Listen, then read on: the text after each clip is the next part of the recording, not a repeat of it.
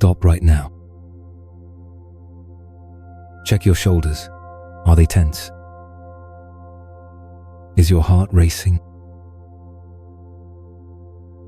If yes, you're exactly where you need to be. Last week, Sarah, a single mum from Ohio, sent me this message. I cried for 20 minutes listening to this episode. For the first time in 3 years, I didn't feel alone in my overwhelm. And today, I want to give you that same feeling. In the next 60 minutes, I'll share the secret the Buddha discovered 2,500 years ago, but it's not meditation. It's something simpler, more profound, and it can completely transform how you handle overwhelm. But first, I need to know, if you're feeling like life is crushing down on your shoulders right now, type yes in the comments. I guarantee you're not alone. Hello, I'm your companion here at Where Hearts Rest. And whether you're listening while folding laundry, stuck in traffic, or hiding in the bathroom for a moment of peace, your overwhelmed heart is welcome here, exactly as you are. Because sometimes, healing begins when we stop running from being alone. Now, let me tell you the story of a man who was just as overwhelmed as you are. But before you think, oh great, another Buddhist story, listen to this. This isn't a story about meditation or enlightenment. This is the story of a 29-year-old prince who had a breakdown from pressure and how he discovered the secret to loving himself through loneliness. If you've ever felt like you're living someone else's life, type trapped in the comments right now. 2,500 years ago, there was a prince named Siddhartha. Sounds distant? Imagine he's the CEO of a family corporation, expected by everyone to continue the tradition, living in a luxury penthouse, having everything society calls success. But here's what no one tells you about Siddhartha. He was completely overwhelmed. Every morning he woke up, he knew exactly what he had to do. Meetings, ceremonies, responsibilities all laid out for him. Sound familiar? Just like when you wake up and already know today will be drop kids at school, Zoom calls, cook dinner, do laundry, answer emails, then collapse into bed feeling completely drained. Siddhartha had everything: wealth, status, a beautiful family. But during those long nights, when the palace was quiet, he felt this enormous emptiness. Do you know that feeling? When you have everything people think should make you happy, but inside there's like this bottomless black hole. And here's the plot twist. What made Siddhartha decide to change wasn't meditation or lofty philosophy. It was when he realized he was living a life completely disconnected from himself. One night, he sat in his luxurious bedroom, watching his wife and child sleeping peacefully, and felt absolutely alone. Not alone because he lacked people, but alone because he'd lost connection with his own heart. Have you ever felt lonely, even when surrounded by crowds? If you have, you understand exactly how Siddhartha felt that night. And what did he do? he ran away. Not running from responsibility, but running to find himself again. He left the palace, abandoned everything, and went into the forest. Now, I'm not encouraging you to abandon your home and become a monk. But understand the deeper meaning here. Siddhartha chose solitude, not because he hated people, but because he needed to learn to love himself first. In the forest, he met 5 monks. They told him, "Want enlightenment? Torture your body. Fast, practice extreme meditation, punish yourself." And Siddhartha, like many of us when desperate, believed them. 6 years. 6 years he tortured himself, thinking that was the way to find answers. He became skeletal, weak, nearly starved to death. Sound familiar? When we're overwhelmed, what do we usually do? Self-punishment. I need to work harder, sleep less, demand more from myself. But one day, he heard a girl teaching her student how to play an instrument. If you stretch the string too tight, it will break. If too loose, it makes no sound. Only when it's just right does beautiful music emerge. Boom. Enlightenment moment. Not from a monk or scripture, but from a comment about musical strings. Siddhartha realized he'd gone from one extreme lavish palace to another extreme self-mortification. Neither was the answer. He decided to eat a bowl of rice porridge. Yes, the story pivots on a bowl of porridge. The 5 monks saw this, became disappointed and left. You've failed. You're weak. And here's the magical moment. For the first time in his life, Siddhartha was completely alone. No palace, no subjects, no 5 monks, no expectations, no one to please. Just him, the Bodhi tree, and his exhausted heart. You know what he did? He didn't meditate. He didn't pray. He just sat down and for the first time was truly honest with himself. I'm tired. I'm lonely. I don't know who I am. And in that moment of vulnerability, instead of self-judgment, he chose self-compassion. He placed his hand on his heart and whispered, "It's okay. I'm allowed to feel this way." That was the first loving kindness, not for the world, but for himself. During that long night, Siddhartha didn't fight against loneliness. He welcomed it. He said, "Okay, loneliness, I see you here. I understand why you've appeared.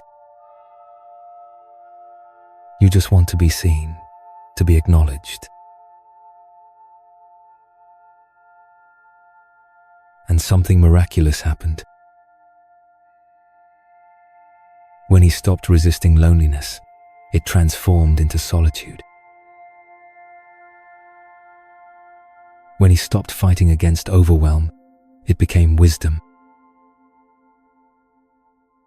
When he stopped hating himself for feeling lost, he began to find compassion. The next morning, he was no longer Prince Siddhartha. He was Buddha, the awakened one. But here's what's important. He awakened not by escaping the human experience, but by learning to love himself through it.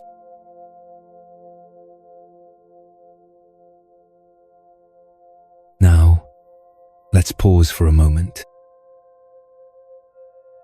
If this story resonates with you, if you recognize yourself in it, type "seen" in the comments. Because this isn't just ancient history, this is a mirror of our lives today. Do you see the pattern? Siddhartha tried everything we typically try: distraction, palace, parties, sensual pleasure, self-punishment, overworking, perfectionism, external validation, pleasing everyone, extreme solutions, all or nothing thinking. But where did healing come from? From the moment he stopped running and chose to be present with his pain with loving kindness. This is exactly the secret we're about to dive deep into in the next section. Solitude isn't punishment. It's sanctuary. Overwhelm isn't failure. It's an invitation to return to ourselves.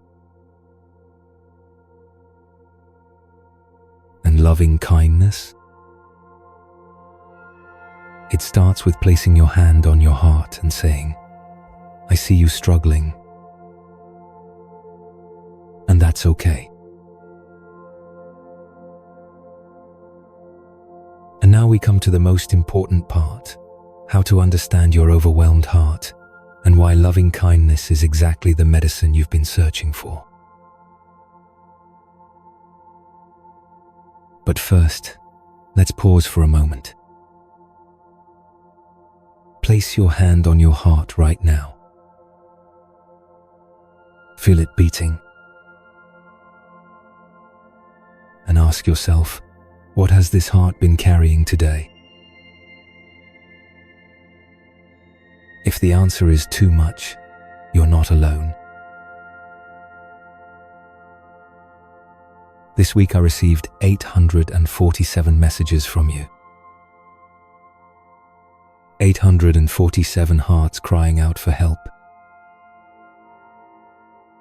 Sarah wrote, "I'm exhausted from pretending to be strong." Mike shared, "I feel like a phone battery about to die." Lisa confessed, "I can't remember the last time I felt light." If this is also how you're feeling, type "heavy" in the comments. Because today, we're going to explore why your heart feels so heavy and how to transform it. The Buddha had an incredibly profound insight about overwhelm that remains 100% accurate 2,500 years later. He said, "Suffering doesn't come from what happens to us, but from how we relate to what happens." Wait, before you think, so you're saying I'm creating my own overwhelm? Listen to this. This isn't victim blaming. This is empowerment. Imagine you're carrying a backpack. Every day, you add more to it. Work worries, financial stress, guilt about not spending enough time with kids, anxiety about the future, regret about the past. Day by day, that pack gets heavier. Now, here's the Buddha's insight. You can't control what life throws into that pack, but you can choose how you carry it. In Buddhism, we call this the second arrow. The first arrow is pain, what happens to you. But the second arrow, suffering, is how you relate to that pain. For example, your boss criticizes you, first arrow. That's pain, and it's real. But then you spend the whole week replaying that scene in your head, telling yourself, I'm useless, I'll get fired, I'm a failure, second arrow. That's suffering, and that's what you can transform. This doesn't mean you should suppress emotions or pretend everything's okay. It means learning to hold pain with loving kindness instead of self-violence. Let's pause and check in with yourself. How many second arrows are you carrying right now? Type a number in the comments if you're brave enough to count. Here's what's fascinating. Our brains are wired for survival, not happiness. Thousands of years of evolution have trained our minds to constantly scan for threats, prepare for worst-case scenarios, remember pain to avoid it. That's why when you're lying in bed at 2 a.m., your brain doesn't say, everything's great. It says, remember that awkward thing you said 5 years ago? Let's analyze it again. Buddhism calls this monkey mind. The mind like a monkey jumping from branch to branch, never still, always chattering. Sound familiar? But here's the beautiful part. The Buddha discovered that between stimulus and response, there's a space. And in that space, we have choice.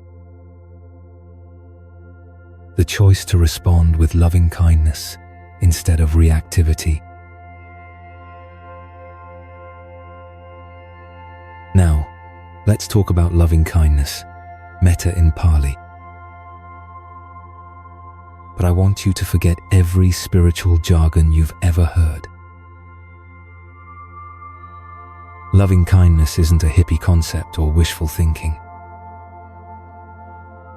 It's practical medicine for an overwhelmed nervous system. Neuroscience research shows that when we practice loving kindness, the brain literally rewires. The amygdala, fear center, calms down. The prefrontal cortex, wisdom center, activates. The vagus nerve, rest and digest system, strengthens. But here's the twist. Loving kindness for the overwhelmed soul doesn't start with loving everyone. It starts with loving yourself in the moment of overwhelm. Let's try an experiment together right now. Close your eyes if you can. Place your hand on your heart. Feel it beating. And whisper, this heart is working so hard. This heart deserves to be loved. How did that feel? If it was uncomfortable, that's normal. We're trained to criticize ourselves, not comfort ourselves. Dr. Kristin Neff, the leading researcher on self-compassion, discovered that most people find it easier to show compassion to a stranger than to themselves. Why? Because we have an inner critic, that voice in our head constantly judging, comparing, blaming. The inner critic believes that being harsh with ourselves will motivate us to do better. But research shows the opposite. Self-criticism leads to depression, anxiety, and procrastination. Self-compassion, on the other hand, leads to resilience, motivation, and emotional intelligence. Think about this. If your best friend called and said, "I'm overwhelmed, I mess up everything," how would you respond? Probably with kindness, understanding, encouragement. Now, when you're overwhelmed, what do you say to yourself? "I'm weak. I can't handle anything. Everyone else seems fine." Do you see the difference? Loving kindness practice starts with treating yourself like you treat a beloved friend.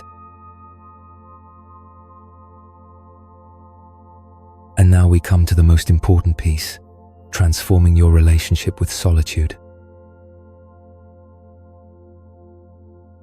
Society tells us loneliness is pathological, that healthy people always have busy social lives, are always connected, always have plans.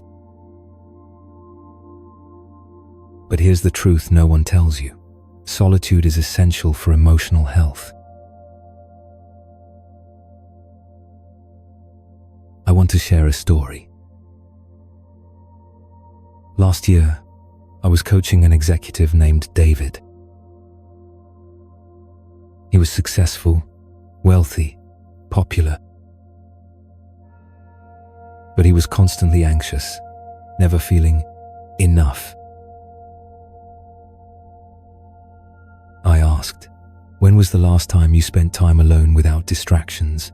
No phone, no Netflix, no tasks, just you?" He thought for 10 minutes and said, "I honestly can't remember." David had spent years running from solitude because he was afraid of what he'd find there. But what we resist persists. Avoidance amplifies. In Buddhist psychology, solitude isn't punishment, it's privilege. Time alone is an opportunity to discharge accumulated stress, energy, process emotions. Instead of suppressing them, connect with inner wisdom, practice self-compassion, restore the nervous system. But, and this is crucial, there's a difference between lonely solitude and nourishing solitude. Lonely solitude feels like punishment. You're alone with negative self-talk, rumination, anxiety spirals. Nourishing solitude feels like coming home.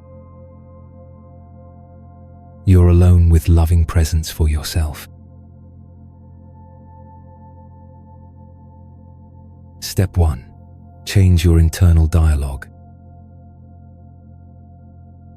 Instead of, "I'm always alone, no one cares about me," try, "I'm choosing this time to nurture my heart."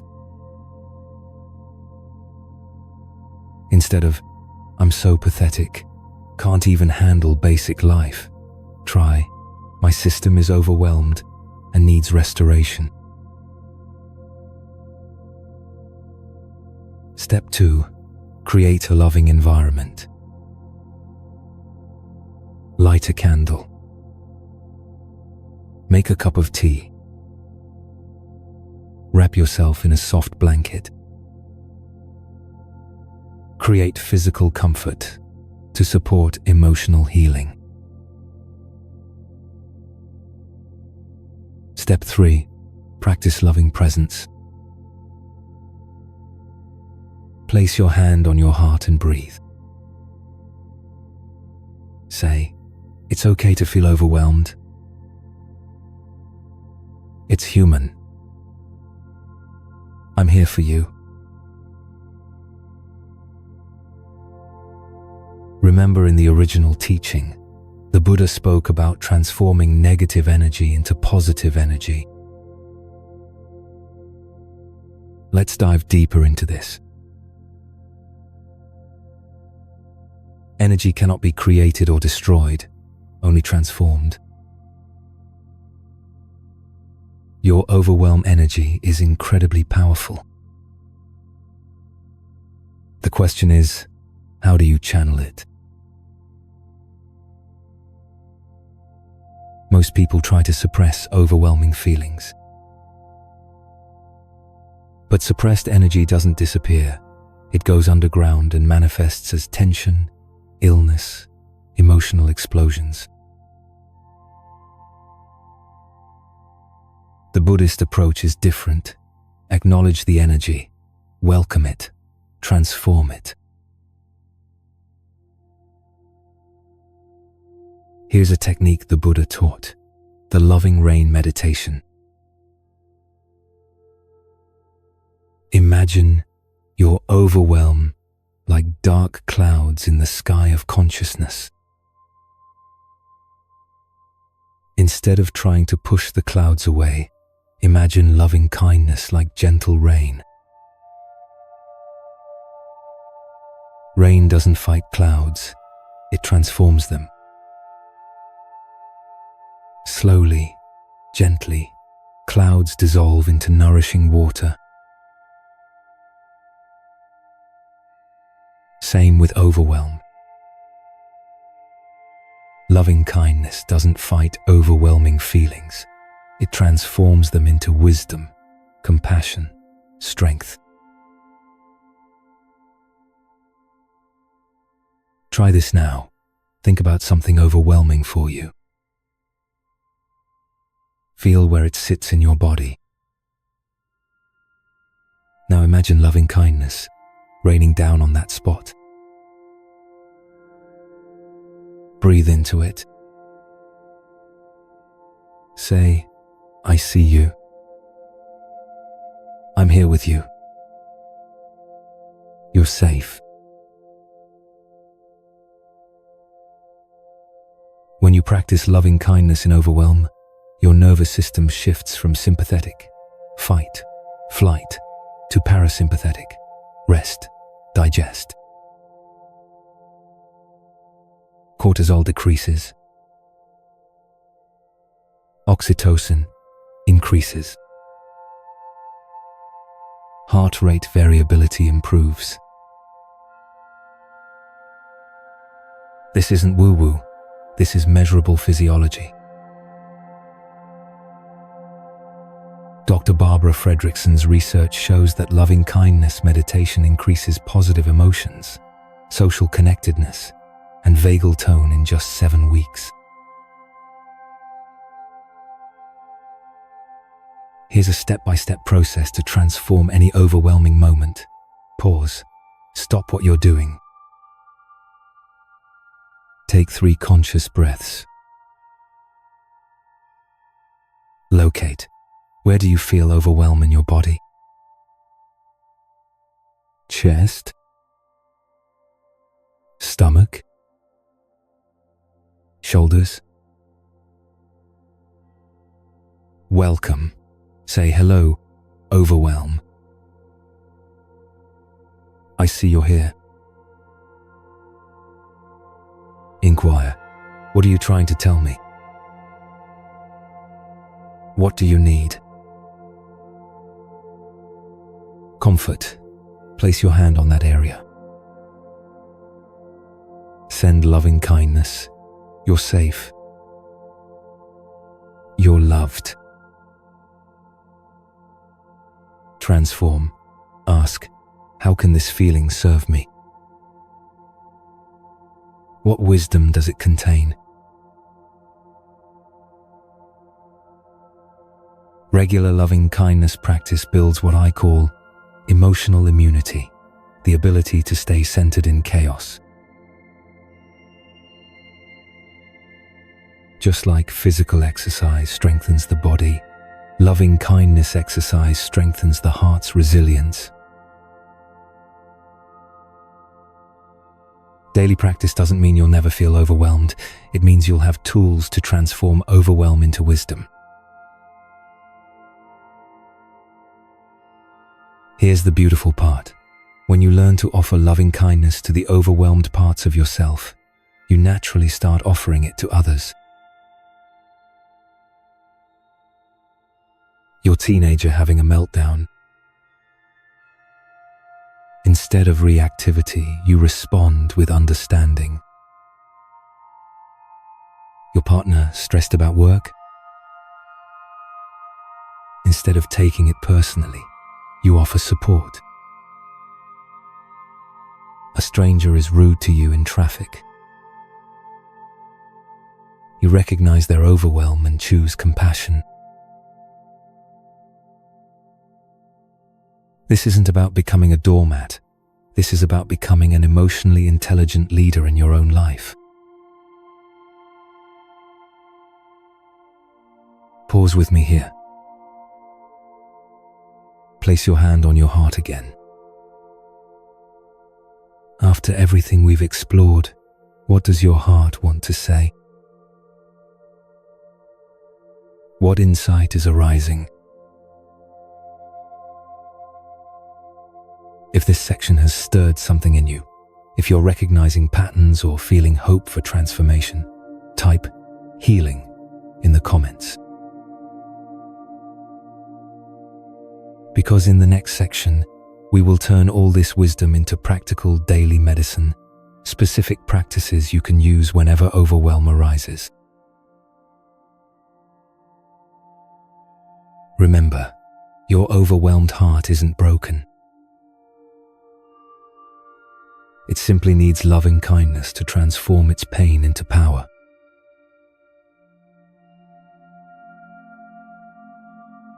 And now we come to the part you've been waiting for, how to actually do this. How to transform all this wisdom into daily medicine for your overwhelmed heart.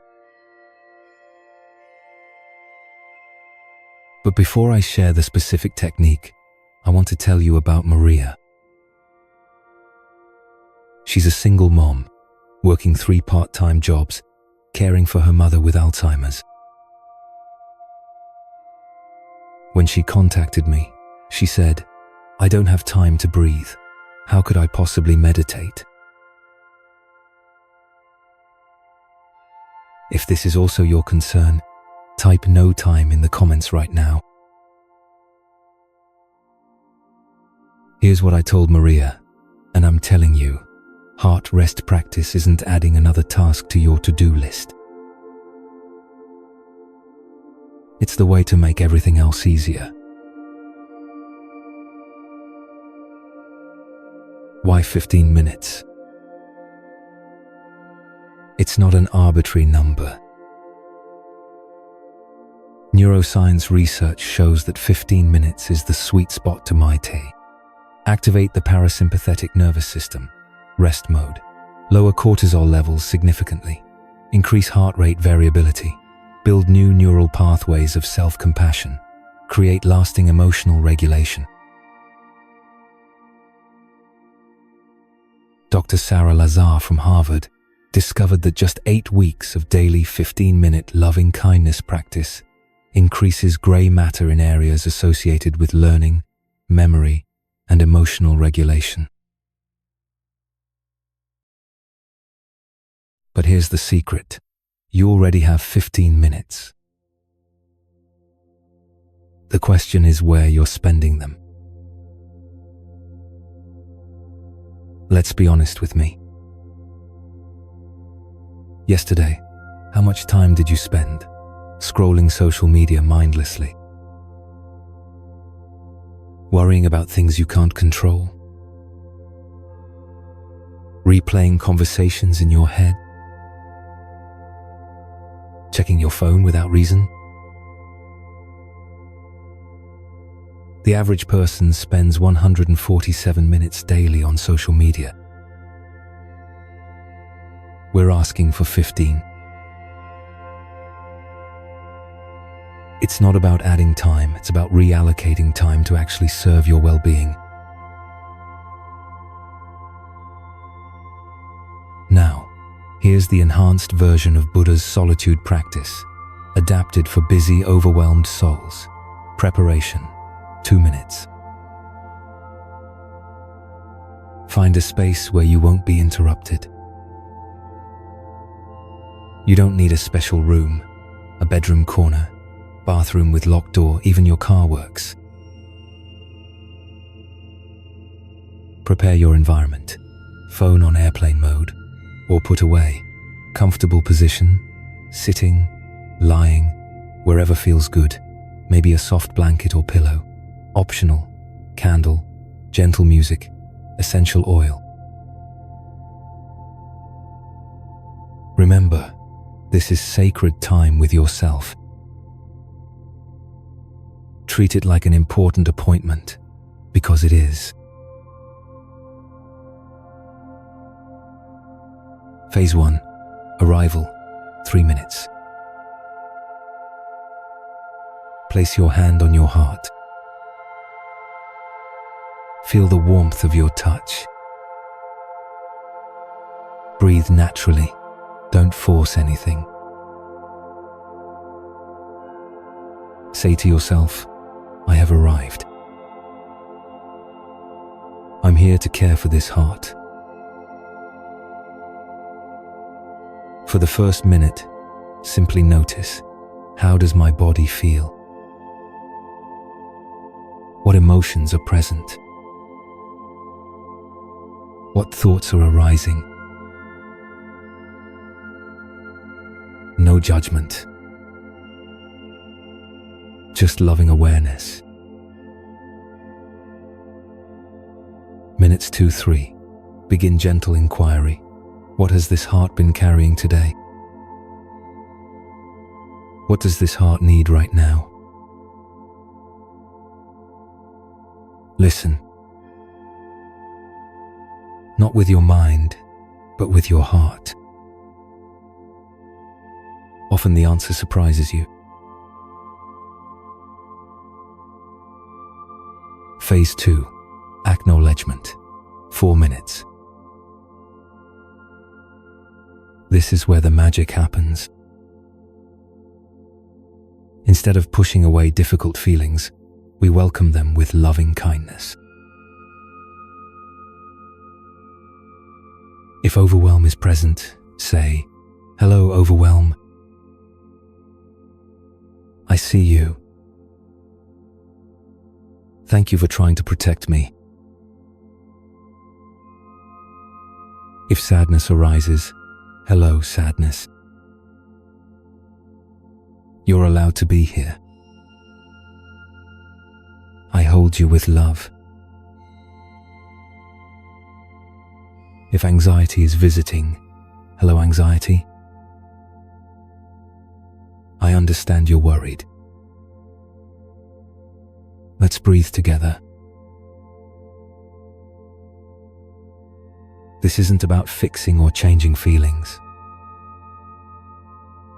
This is about offering loving presence to whatever is arising. Phase 3. Loving kindness transmission, 4 minutes. Place both hands on your heart. Imagine warm golden light in your chest, growing with each breath. Repeat softly, "May I be kind to myself. May I offer myself forgiveness. May I be patient with my struggles. May I find peace in this moment." Feel the words like medicine soaking into your heart tissue. Don't rush. Let each phrase settle. If the phrases feel awkward, that's normal. Our inner critic isn't used to kindness. Keep going anyway. Phase 4. Integration. 2 minutes. Slowly wiggle your fingers and toes. Return awareness to the room. Set an intention. How will I carry this loving kindness into my day? Maybe it's speaking more gently to yourself, taking a pause before reacting, remembering you deserve compassion, offering this practice to someone else. The 15-minute practice is your foundation. But overwhelm doesn't wait for scheduled time. Here's how to use loving kindness throughout your day. 90-second reset. When overwhelm hits, place hand on heart, take 3 deep breaths. Say, this feeling is temporary. I'm safe right now. Traffic light, meditation. Every red light becomes an opportunity. Hand on heart, breathe kindness in, stress out. Remember, I'm exactly where I need to be. Bathroom sanctuary, bathroom break, mini retreat. Look in the mirror, smile gently to your reflection, say, you're doing your best. That's enough. Bedtime loving kindness. Before sleep, hand on heart. Forgive today's mistakes. Set intention for peaceful rest. Remember Maria, the single mom with no time. Here's what happened. Week 1 started with just 5 minutes before the kids wake up. Felt guilty taking time for herself. Week 2 noticed small changes, less reactive to kids' tantrums, more patient with difficult customers. Week 3 increased to 10 minutes. Kids commented, "Mommy seems happier." Week 4, full 15-minute practice. Major breakthrough. Instead of yelling when her 8-year-old spilled juice, she breathed, placed her hand on her heart, and calmly cleaned up. Month 2, Maria texted, "I'm still overwhelmed sometimes, but I have tools now. I'm not drowning anymore." If Maria's story resonates with you, type tools in the comments. Obstacle 1. I can't quiet my mind. Solution. You don't need to. Heart rest practice isn't about silencing thoughts. It's about changing your relationship with them. When your mind is busy, acknowledge, "My mind is busy today." That's okay. Return attention to your heart. Obstacle 2. I feel guilty, taking time for myself. Solution. Reframe self-care as essential maintenance. You service your car to keep it running. Your heart needs maintenance too. Plus, caring for yourself makes you a better caregiver for others.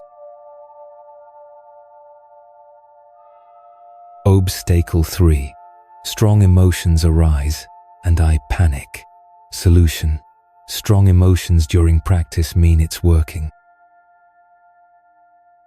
You're finally creating safe space for feelings to surface. Breathe. Stay with your hand on your heart. Remember, emotions are energy moving through, not permanent states. Obstacle 4.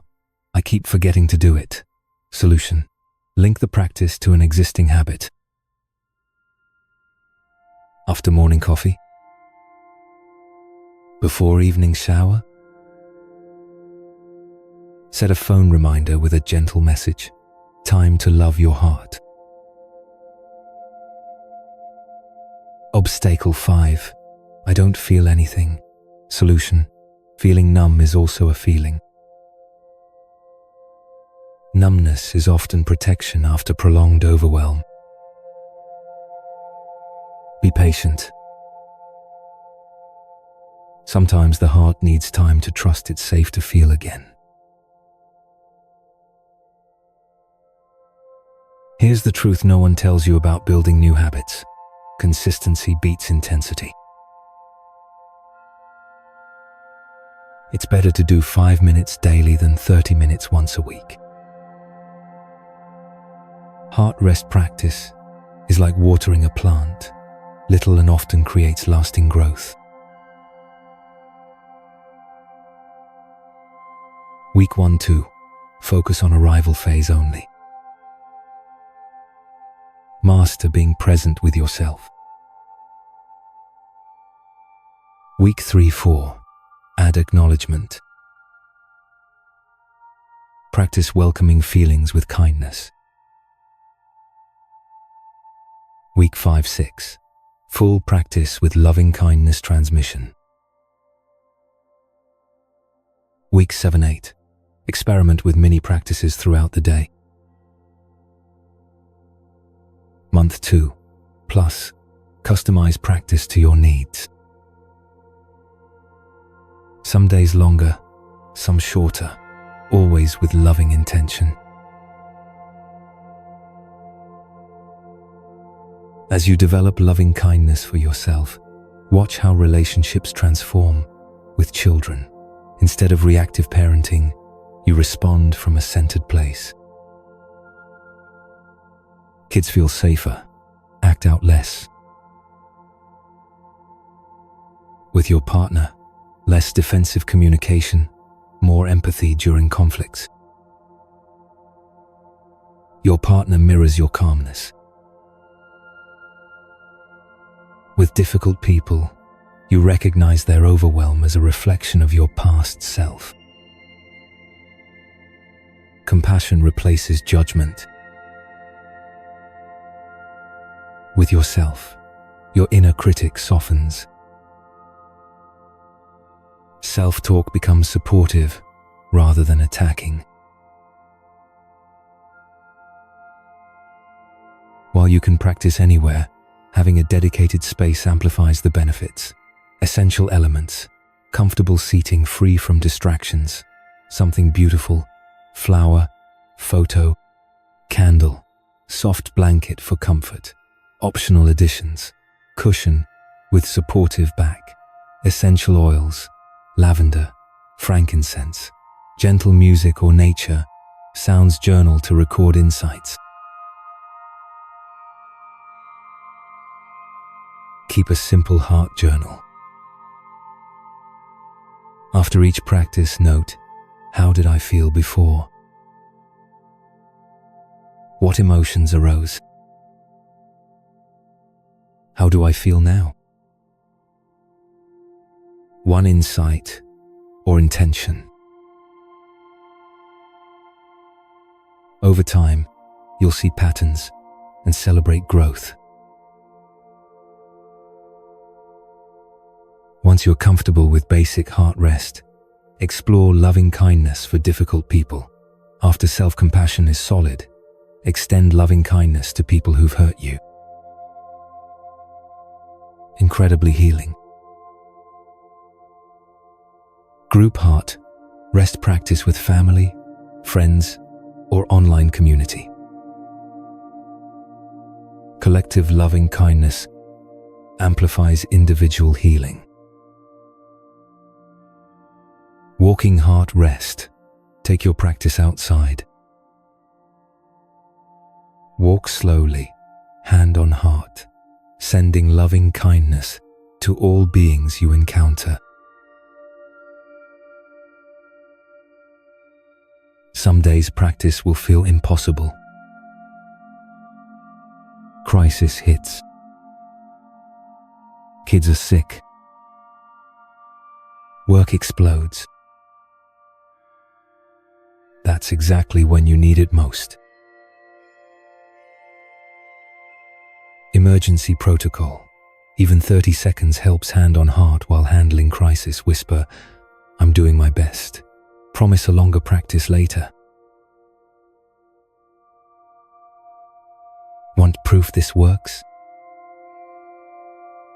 Studies show regular loving kindness practice reduces anxiety by 43%, decreases depression, symptoms improves, immune function, increases social connectedness, builds emotional resilience, enhances overall life satisfaction.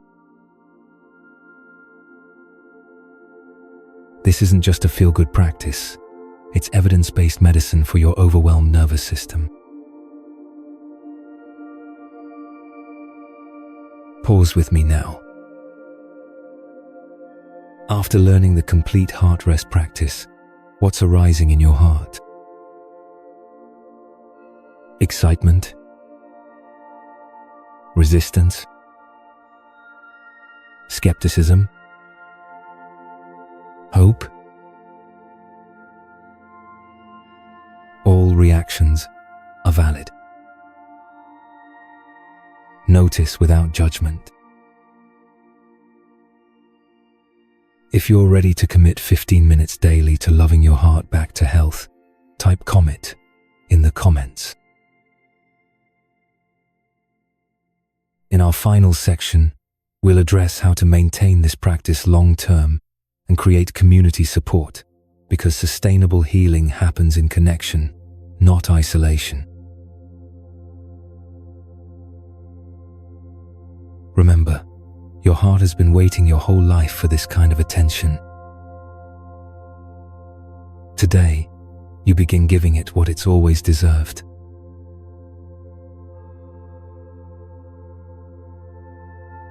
And here we are, at the end of our 60-minute journey together. But this isn't really an ending, it's a beginning. Because everything we've explored today only becomes real when you live it. But before we close, I need to share something that happened yesterday that will change how you think about this work forever. I received a message from David. Remember the executive who couldn't remember the last time he'd been alone? 6 months later, here's what he wrote. "My teenage daughter told me yesterday, 'Dad, you're different now. You actually listen when I talk.' That's when I knew this wasn't just self-help. This was soul repair. If that gives you chills, type "soul repair" in the comments. Because that's exactly what we're doing here. Here's what nobody tells you about loving kindness practice. It doesn't just change you, it changes everyone around you. When you stop running from your overwhelm and start meeting it with compassion, you become what I call an emotional tuning fork. People unconsciously attune to your energy. Sarah, our single mom, noticed this. After just 3 weeks, my kids started fighting less. My neighbor began confiding in me. Even the grocery store cashier seemed friendlier. She wasn't imagining it. She was radiating the calm she'd cultivated in her 15-minute practice. This is the ancient Buddhist principle of merit. The good you do for yourself naturally flows to benefit others. But it works in measurable, practical ways. Living from your loving heart isn't about being perfect. It's about having a different relationship with imperfection. Last month, Lisa, one of our community members, had what she calls her loving kindness breakthrough. Her mother-in-law criticized her parenting in front of the kids. Old Lisa would have either exploded or silently fumed for days. Instead, she placed her hand on her heart, took a breath, and said, "I can see you're worried about the children. Let's talk about this privately later." Her mother-in-law was so surprised by the calm response that she actually apologized. I realized, Lisa told me, that her criticism came from her own overwhelm about getting older. Loving kindness helped me see past the attack to the pain underneath. After working with thousands of overwhelmed souls, I've identified 4 pillars that support sustainable loving heart living. Pillar 1. Daily heart hygiene. Just like you brush your teeth for dental hygiene, your heart needs daily care. This means your 15-minute heart rest practice, non-negotiable, mini loving kindness moments throughout the day, evening forgiveness practice, letting go of the day's mistakes, morning intention setting from your heart space. Pillar 2. Boundary wisdom. Loving kindness doesn't mean being a doormat. In fact, it often means clearer boundaries because you're responding from wisdom, not reactivity. When someone asks too much of you, instead of automatically saying yes and resenting it later, you pause, check in with your heart, and respond authentically. I care about you and I need to honor my own limits right now. Pillar 3. Community connection. Sustainable healing happens in relationship, not isolation. This means finding others on similar journeys. Our Where Hearts Rest community is waiting for you, sharing your practice with family members, teaching loving kindness to your children, being open about your struggles and your growth. Pillar 4. Purposeful overwhelm response. Instead of overwhelm being something that happens to you, it becomes information for you. When overwhelm arises, you ask, what is this trying to teach me? Where do I need more support? How can I respond with love instead of fear?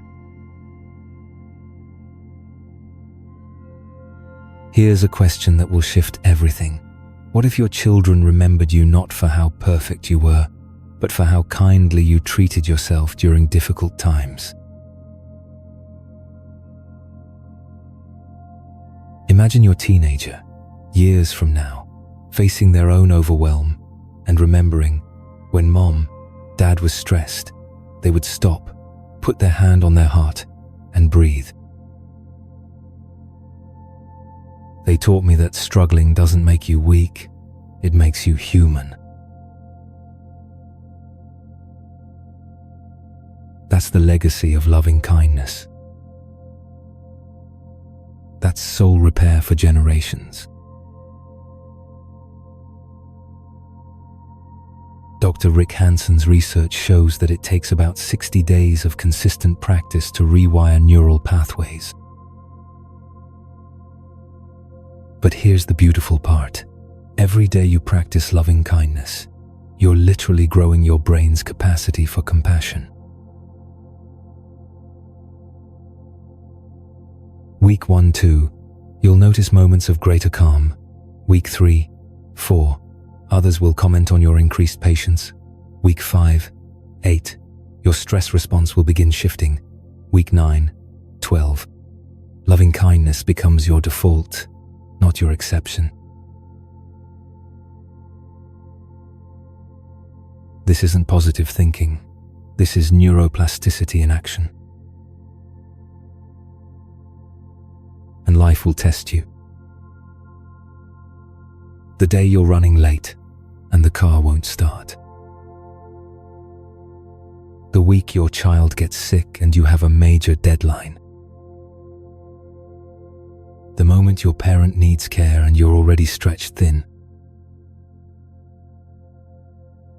These aren't obstacles to your practice. They are your practice. Remember Maria? 3 months into her heart rest practice, her mother's Alzheimer's worsened significantly. Instead of the old pattern of panic and overwhelm, Maria placed her hand on her heart and whispered, "This is hard, and I can handle this with love." She arranged care with a calm presence that amazed even herself. The overwhelming situations didn't disappear, she told me, but my relationship with them completely transformed. Here are 5 emergency practices for when life gets intense. The 30-second reset. Hand on heart. 3 breaths. I'm doing my best. The bathroom retreat. Lock the door. Look in the mirror. You're handling this beautifully. The car sanctuary. Before going inside after a tough day, sit in your car and love yourself back to center, the shower ceremony. Let the water wash away the day's stress while you send gratitude to your resilient body. The pillow whisper. Before sleep, forgive yourself for today's imperfections and set loving intentions for tomorrow. Want to amplify your practice? Start small. Teach your child one loving kindness phrase. Share this episode with someone who needs it. Practice the 90-second reset with a stressed friend. Bring loving presence to one difficult conversation this week. Watch how quickly love multiplies when you stop hoarding it for when you're ready and start sharing it now. If this episode has touched your heart, you're not meant to walk this path alone. Our Where Hearts Rest community is filled with overwhelmed souls, choosing love over fear, connection over isolation. Hit subscribe and ring that notification bell, not just for more content, but for consistent reminders that your heart's healing matters. Share this episode with someone who's carrying too much. Type shared in the comments when you do, and watch how good it feels to be part of someone else's healing. Here's your loving challenge for the next 24 hours. Find your 15 minutes tomorrow and do your first heart rest practice. Use one mini loving kindness moment during a stressful situation. Before bed tomorrow night, place your hand on your heart and say, "Thank you for carrying me through today." If you accept this challenge, type yes in the comments.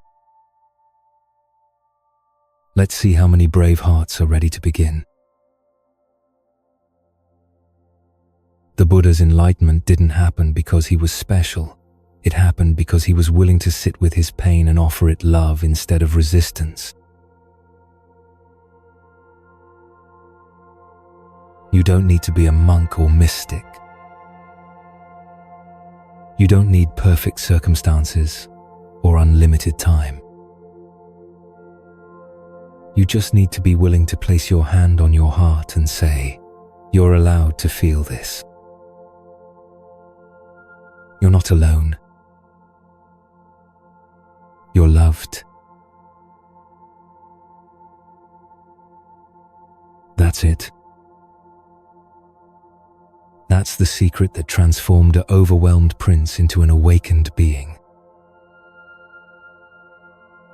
And it's the same secret that can transform your overwhelmed heart into a sanctuary of peace.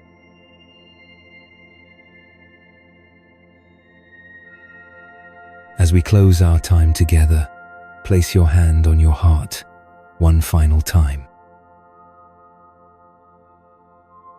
Feel it beating. This heart that's carried you through every difficult day, every moment of doubt, every overwhelming situation. This heart that brought you here, searching for peace. May this heart know it's safe to feel deeply. May this heart trust its own wisdom. May this heart remember it's worthy of love, especially your own. May this heart rest in the knowing that love is always the answer. Until we meet again, this is your companion at Where Hearts Rest, holding space for every overwhelmed soul ready to come home to love. Your heart's healing is the world's healing. Never doubt that.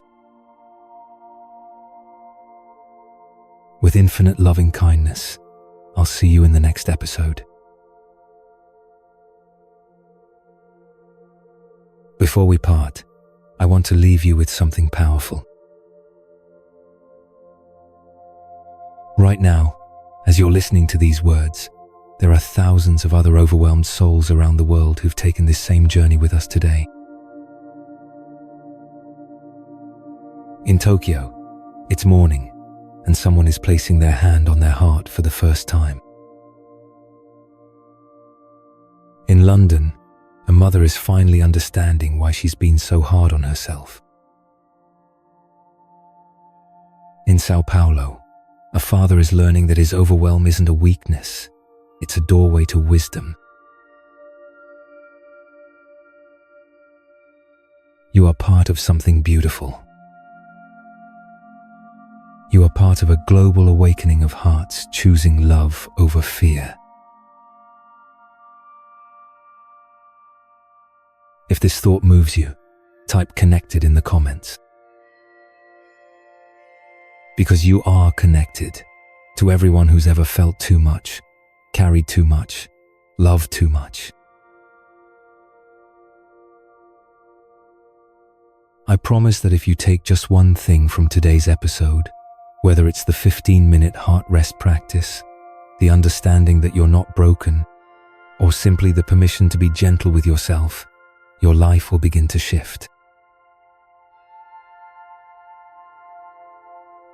Not dramatically at first. Not in ways others will notice immediately. But in the quiet moments, when you choose self-compassion over self-criticism, when you pause instead of react, when you remember that your overwhelmed heart deserves love, that's when everything changes.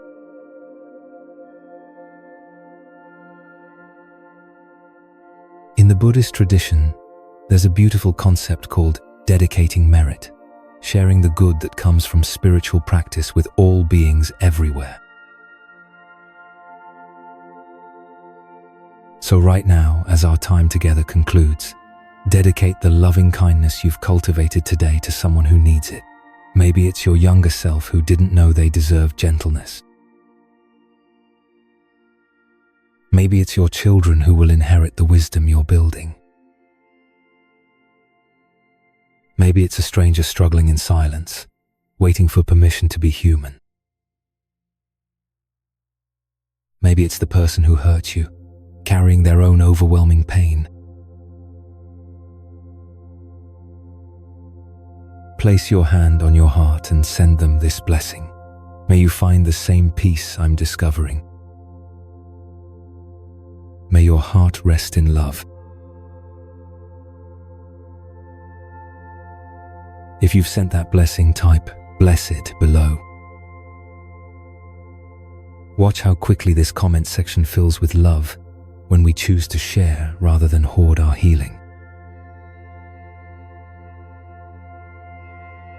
This episode ends, but your journey continues. Subscribe not just for more content, but to join a community where overwhelmed hearts find their way home to love. Hit that notification bell because every episode of Where Hearts Rest is designed to meet you exactly where you are, whether you're having your worst day or your best day. Share this episode with someone whose heart needs rest. Tag them in the comments and say, "This is for your beautiful, overwhelmed heart." Tomorrow morning when you wake up, before checking your phone, before the day demands begin, place your hand on your heart and remember, you are not too much. You are not broken. You are a loving soul in a human body, doing the sacred work of learning to love yourself. That's enough. You are enough.